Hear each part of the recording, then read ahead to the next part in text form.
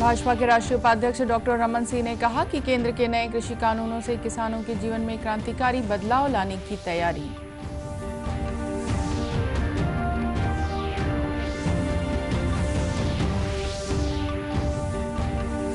मुख्यमंत्री ने बलरामपुर रामानुजगंज जिले के लिए करीब 247 करोड़ रुपए के विभिन्न विकास कार्यों का लोकार्पण और भूमि पूजन किया।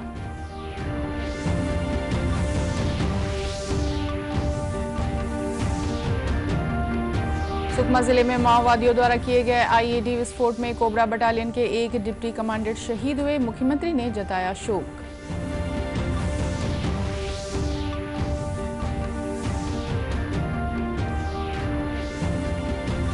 और कोंडागांव की ढोकरा शिल्पकला वोकल फॉर लोकल के संदेश को कर रही है चरितार्थ। मांग बढ़ने से रोजगार के खुले अवसर।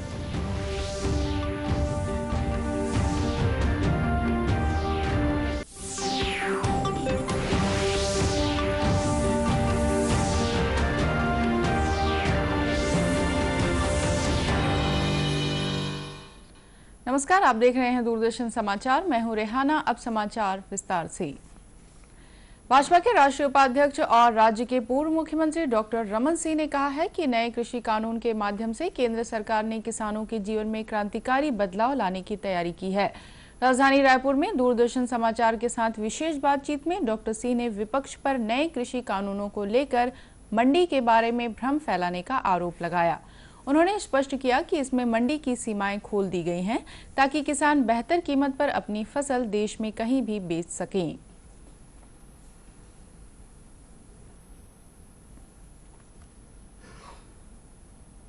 ये जो निर्णय हुआ एक क्रांतिकारी निर्णय है। माननीय प्रधानमंत्री जी के नेतृत्व में कृषि मंत्रालय नरेंद्र तोमर जी ने लिया और ये क्रांतिकारी निर्णय इसलिए मैं कहता हूं कि किसानों को बंधन से मुक्त, किसानों के एक आज़ादी देने का विधेयक आया है और इस विधेयक में वो प्रावधान जोड़े गए हैं जिससे किसान को मजबूर होकर उस मंडी तक सीमित रहना पड़ता था। इसलिए जो महत्वपूर्ण बदलाव आए हैं इस बिल के अंदर, जो विषय आए हैं उसमें किसानों को एपीएमसी एक्ट यानी मंडी के बारे में अलग अलग भ्रम फैलाने की कोशिश और साजिश हो रही है। किसानों के लिए मंडी की सीमा को दूर जाकर किसान को मंडी से बाहर भी फसल बेचने की आजादी, राज्यों के बाहर भी राज्य की सीमा भी नहीं, एक राष्ट्र एक कानून, और दूसरा राज्य के बाहर भी जाता है तो उसे कोई टैक्स नहीं लगेगा, मंडी के बाहर कोई टैक्स नहीं लगेगा। उसकी मर्जी है तो मंडी में बेचे या सोसाइटी। डॉक्टर सिंह ने नए कृषि कानून में अनुबंध खेती को किसानों के लिए दोहरा फायदा देने वाला बताया। उन्होंने कहा कि इससे किसानों को अच्छी फसल होने पर एक और जहां बेहतर कीमत मिल सकेगी, वहीं उपज खराब होने पर भी आश्वासन कीमत के प्रावधानों के तहत किसान को किसी तरह का नुकसान नहीं होगा।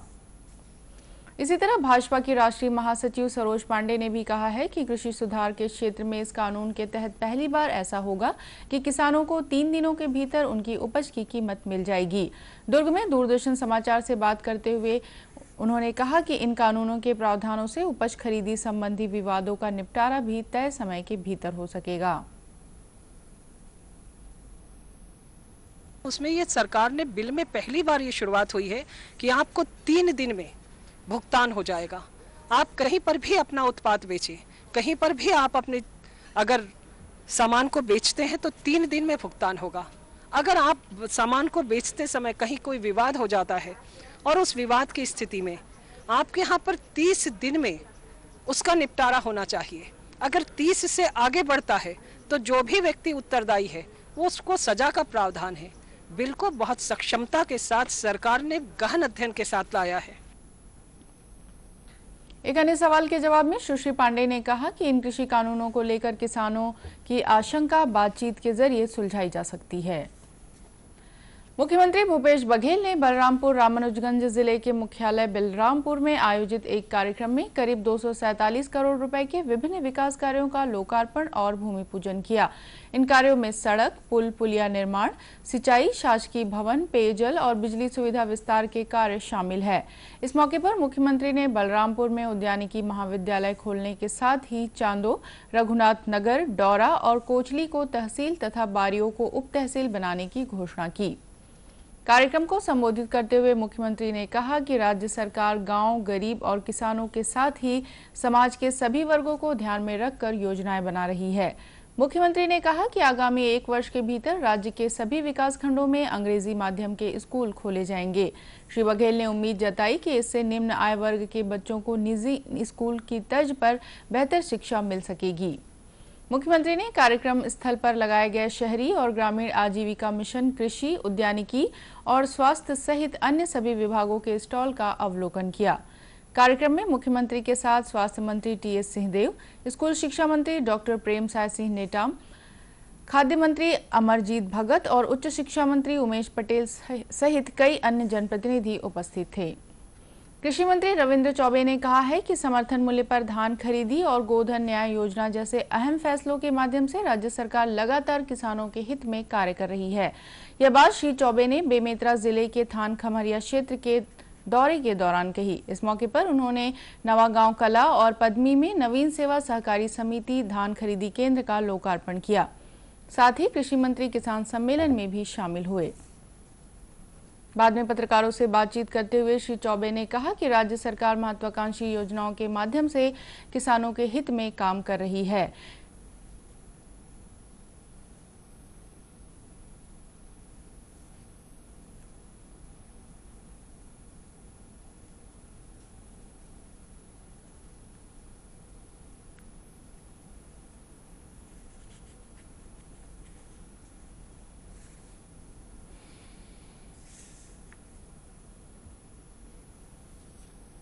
छत्तीसगढ़ की सरकार लगातार किसानों के पक्ष में काम कर रही है। सौभाग्य से 1 लाख करोड़ के बजट में लगभग 23,000 करोड़ रुपया हम धान खरीदी में किसानों को देने जा रहे हैं। आज तारीख तक लगभग जो गोधन न्याय योजना है उसमें भी हमने 60 करोड़ रुपया गोपालकों के खाते में हस्तांतरण किए हुए हैं। ये गरीबों के लिए न्याय की योजना है और राजीव गांधी किसान न्याय योजना किसानों के लिए है और ये दोनों बहुत महत्वाकांक्षी योजना है।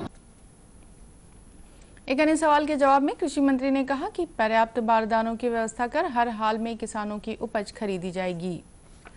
दूसरी ओर जांजगीर चांपा जिले के किसानों ने कथित रूप से बारदाने की कमी की वजह से धान खरीदी केंद्रों में खरीदी बंद होने का आरोप लगाया है। किसानों ने बताया कि जिले के जैजपुर स्थित कचंदा गांव के खरीदी केंद्र में केवल पहले दिन ही धान खरीदा गया। इसके बाद बारदाने की कमी बताते हुए इस केंद्र को बंद रखा गया है।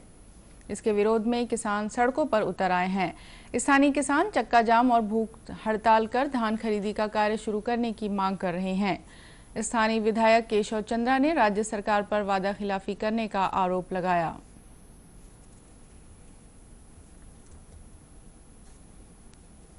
आज इस प्रदेश में स्थिति यह है कि 2 दिन 3 दिन खरीदी होने के बाद किसी भी खरीदी केंद्र में बारदाना नहीं है। नए समिति का गठन किए हैं, नए खरीदी केंद्र बनाए हैं, लेकिन सेवा सहकारी समिति कचंदा जो बहुत पुराना समिति है, बहुत बड़ा समिति है, वहां आज भी खरीदी नहीं हो पा रही है। और इन मांगों को लेकर के निरंतर हम विधानसभा में भी अवगत कराए, सेक्रेटरी को, माननीय मुख्यमंत्री जी को, माननीय खाद्य मंत्री जी को व्यक्तिगत भेंट करके अवगत कराए। और जब समाधान नहीं मिला तो वहां के किसान लोग 8 तारीख से तहसील ऑफिस के सामने में निरंतर जो है 11 तारीख तक आंदोलन किए, उसमें भी कोई निराकरण नहीं निकला। तो 11 तारीख को 11 बजे से लेकर के 8 बजे तक यहाँ धरना प्रदर्शन किए, चक्का जाम किए और आज भी वही स्थिति है। इन किसानों ने कल भी बाराद्वार हसौद मार्ग पर चक्का जाम किया था। इनका कहना है कि मांगे पूरी नहीं होने तक आंदोलन जारी रहेगा। खबरों का सिलसिला आगे भी जारी रहेगा। फिलहाल वक्त है एक छोटे से ब्रेक का।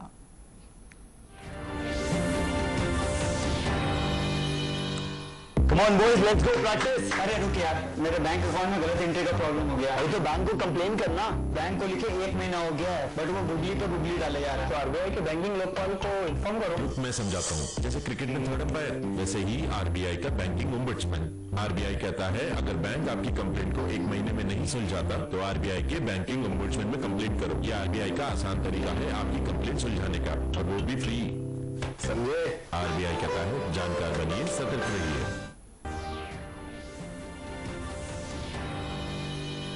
ब्रेक के बाद एक बार फिर स्वागत है आपका दूरदर्शन समाचार में।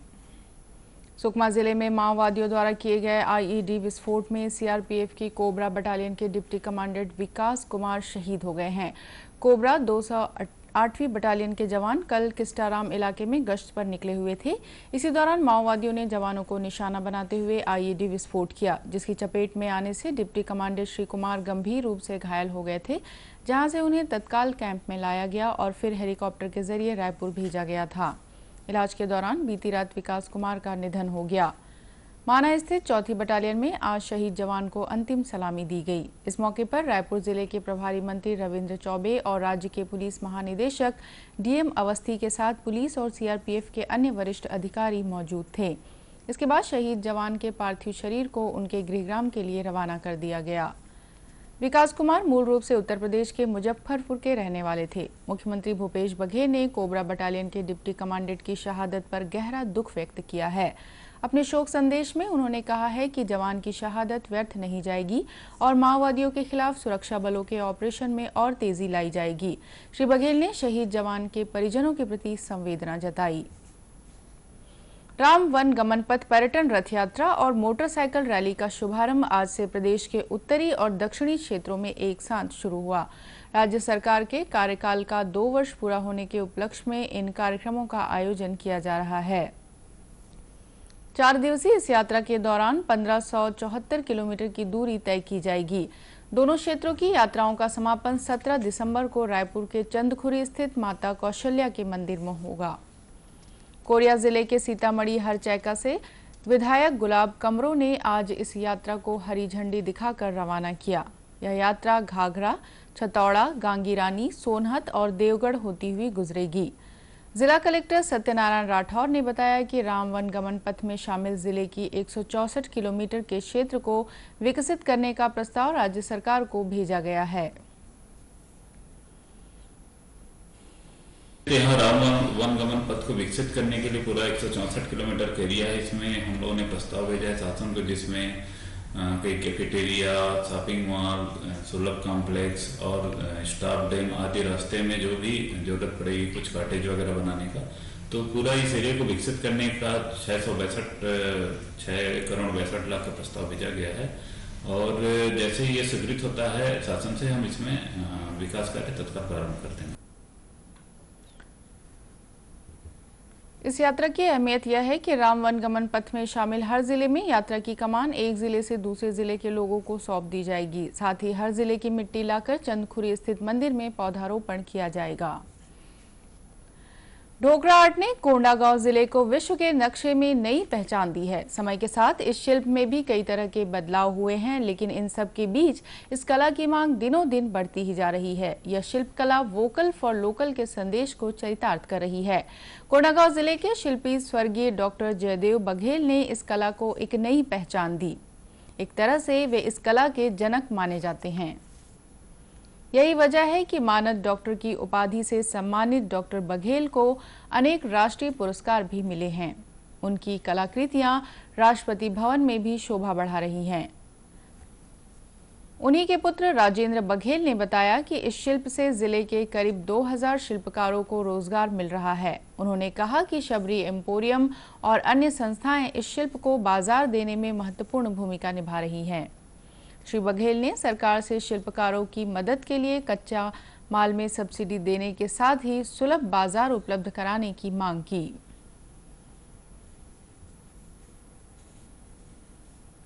सभी में 8-10 लोग काम करते हैं और ये पूरा वर्ल्ड फेमस है। वर्ल्ड दुनिया में हर जगह में काम होता है। इसमें हम ज्वेलरी से लेके खाना बनाने से लेके यूजफुल यूटिलिटी आइटम से लेके डेकोरेटेड की चीज़ और बड़े बड़े जो आइटम है वो सारी चीज़ हम बनाते हैं। हम लोगों को सरकार से मांग रहता है कि हमारी जो कलाकृति बनाते हैं उसमें रॉ मटेरियल्स जो है पीतल, कांसा, मोम, लकड़ी, जो रॉ मटेरियल्स हैं ये हमको यहाँ उपलब्ध नहीं होती है।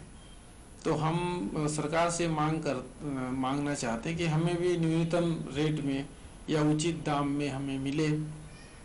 जो रॉ मटेरियल्स लगते हैं इसमें लकड़ी है, पीतल है, कोयला है, मिट्टी है, मोम है, सारा चीज़ जो है हमको खरीदना पड़ता है। ये हम चाहते हैं कि हमको कम में मिले और हमारी जो बनी हुई चीज़ है उसको सरकार उसको खरीद ले, तो हमारी कलाकृति और आगे निकल जाएगी या शिल्पियों को मदद मिलेगा। वहीं एक अन्य शिल्पकार सुरेश वाघमारे का कहना है कि ढोकरा शिल्प की अच्छी खासी मांग है, जिससे रोजगार के अवसर खुलते हैं। कला के मैंने भारत के अंदर बॉम्बे, दिल्ली, गोवा, बेंगलोर, कलकत्ता बहुत काफ़ी जगह किया। जहांगीर दिल्ली, देश के बाहर स्पेन, पुर्तगाल इसमें किया है। ढोकरा शिल्प की एक खासियत यह है कि इसकी निर्माण प्रक्रिया के दौरान हर बार एक नई कलाकृति तैयार होती है। जटिल प्रक्रिया से तैयार होने वाली इस कला को आधुनिक समय के साथ बदला गया है। अब केवल परंपरागत रूप से देवी देवताओं की मूर्तियां ही नहीं बनाई जाती, बल्कि तरह तरह के सजावटी सामान बनाए जा रहे हैं, जिससे कलाकृतियों की कीमत में बढ़ोतरी हो रही है। अंत में मुख्य समाचार एक बार फिर। भाजपा के राष्ट्रीय उपाध्यक्ष डॉक्टर रमन सिंह ने कहा कि केंद्र के नए कृषि कानूनों से किसानों के जीवन में क्रांतिकारी बदलाव लाने की तैयारी।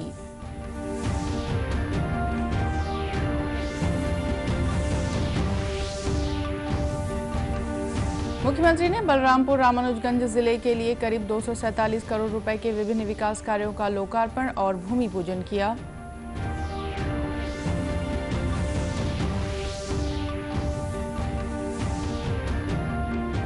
सुकमा जिले में माओवादियों द्वारा किए गए आईईडी विस्फोट में कोबरा बटालियन के एक डिप्टी कमांडेंट शहीद हुए। मुख्यमंत्री ने जताया शोक।